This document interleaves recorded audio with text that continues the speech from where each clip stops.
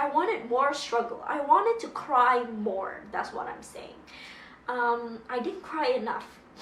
That's my problem with this book. This book didn't make me cry enough. Hello. Welcome to my channel. Welcome back. As you can see from the title, quarantine has made me a reader. I was an avid reader and college happened and I am a reader no more. I wanted to start reading again, and so I made the New Year's resolution to read 24 books this year. But I am failing. I read like one book in January and one book in February. And then quarantine happened. Coronavirus happened. It has awakened the reader in me. And I am now a reader again. Like, I am so motivated to pick up a book. Yes, a book. So that's where I'm at right now. I'm sick of YouTube. I have no TV shows to binge, and I'm gonna tell you the books that I read during this quarantine and my review. It's non-spoilery, so don't worry. I hope that you guys are all healthy and happy and safe. Pick up the books that I will be reviewing. Please just stay inside, stay healthy and stay safe. And here we go. So first book we have The Art of Racing in the Rain, and I forgot who wrote it. Wait a minute, I forgot who wrote it. I'm so sorry. I will write the author's name right here. I'm sorry if this is like your favorite book or something, but I just can't remember it at the top of my head right now. But I read this book in the beginning of quarantine. I was like, okay, let's read. I'm ready, and then my roommate recommended me this book. I rated 4 out of 5 stars, and it's about this dog. It's about this guy named Denny, and he's like a race car driver, an aspiring race car driver, and it's told from the point of view of his dog. Now, the thing is, this dog is the smartest dog I've ever known. This dog is wiser than me, smarter than me. He talks like he's like a genius. The voice of the character of the dog is so prominent in this book that I enjoyed it so much. And we follow these two, the dog and his owner, Denny, on life and the hardships, and it's an adult fiction. I should have mentioned it. Just because the protagonist Denny is, we follow him in his mid-20s, and he gets married, he has kids, and we just see him through the hardships of life from the dog's eyes. I gave it 4 out of 5 stars because of the pacing and because it starts out slow. And then in the climax of the book, when everything just builds up, this big problem that has destroyed Denny's life, basically, it's just done and there, and I'm like, wait, that's it? At the end, I cried still. That's why I gave it 4 out of 5. I cried like a baby at the end, and my roommate, Maya, the one who lended me this book, thank you Maya, actually walked in on me crying in the living room, finishing this book, and she was like, okay. And the climax, like, I thought it would be more, you know, I was ready to fight, like, at the climax, but then, I don't know, it was so easy. It was like, that's it? Like, I wanted more struggle. I wanted to cry more. That's what I'm saying. I didn't cry enough.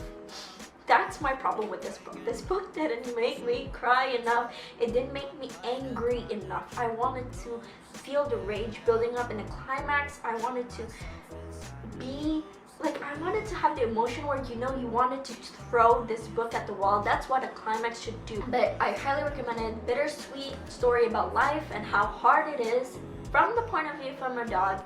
And one thing that I don't know, is the dog a golden retriever? Like, I don't think he is. I think he's like a mix or something.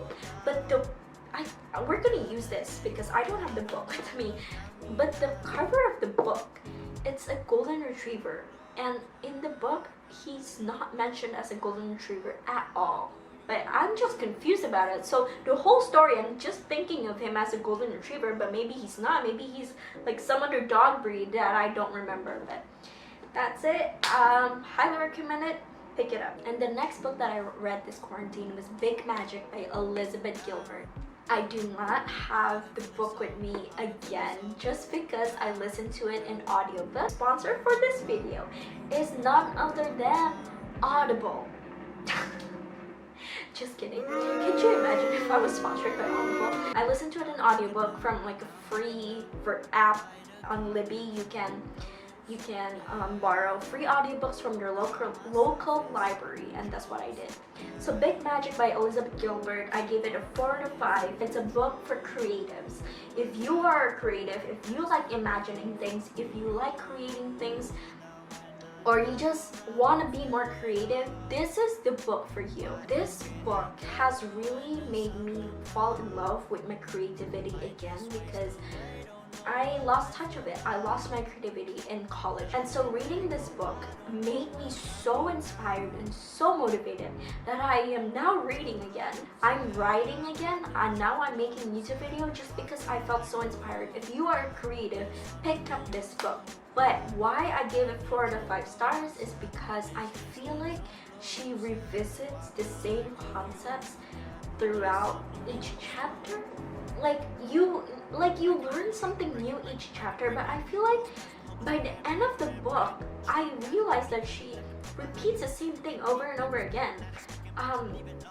Like there are some concepts and ideas and mindsets that she just puts again in every chapter and repackages it in another way. I don't know. I feel like it was repetitive, but highly recommend. Such a good book if you're creative. Oh, and she's also the author of Eat, Pray, Love, if I haven't said that already. Last book on our list that I read this quarantine is The Night Circus by Erin Morgenstern. Now, I have the book with me finally, and I rate it 3 out of 5 stars. I tried really hard to love this book. I really did. It's all over booktube. If you are familiar with booktube, this is like something people rave about. This is something people shove in your face. I was going into it, I was like, okay, I'm gonna love it because I love magic in a book. My favorite genre to read is fantasy. Fantasy fiction, I love it. And The Night Circus is all about magic in the circus. This book just wins in vibes, in my opinion. If you're that person who likes good vibes or the magic vibes, whatever, this is the book for you. You will fall in love with this book. But I love characters more than anything else. I get attached to characters more than the plot, more than the world, more than the magic system. So the characters, I couldn't get into them. I couldn't get into them as much as I wanted to. But the world and the Night Circus, it was so vividly built. It was so beautiful. It felt like I was there already, being in that circus. Like, Erin Morgenstern is so good at describing a scenery, describing a vibe. Yes, the vibe of the circus. I hate saying vibe all the time, but that's just it. It is what it is. It is what it is. When you finish this book, it feels like you visited the Night Circus. One more point why I dislike this book is because of the insta love. To the point where they fall in love in like one chapter, and I'm like, you guys barely know each other. This is the worst case of insta love that I have ever read in books. I love a good romance story, and The Night Circus revolves around magic and romance. Romance is a huge part of this book because the two main characters are like written to fall in love with each other. This book, I gave it 3 out of 5 just because it was a magical read. It really was a magical read. If you like magic, you will enjoy this book. But I love magic. I love magic, but it wasn't enough for me because the characters weren't, like, I couldn't get into them. I want characters more. I feel like going into it, you should be discovering the stories, discovering the characters, and discovering the circus, discovering the magic itself as you go through the book. So I don't want to say anything about how the story will go. Really try to love this book. I thought that I would love it, but sorry. And that is it for the book that I read this quarantine, and I am planning to read many more books. Hi, so my camera died yesterday while I was filming the outro, so this is just me saying thank you so much for watching if you've made it this far, and this is just one out of many videos to come. I'm currently planning to do a reading vlog this weekend, and I'm just so pumped, and I think I'm also gonna post my booktube newbie tag soon. So stay tuned for that. Thank you so much, and can't wait to talk about books with you. Bye. Fuck.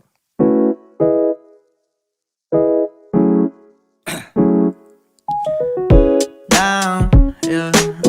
I've been feeling so down.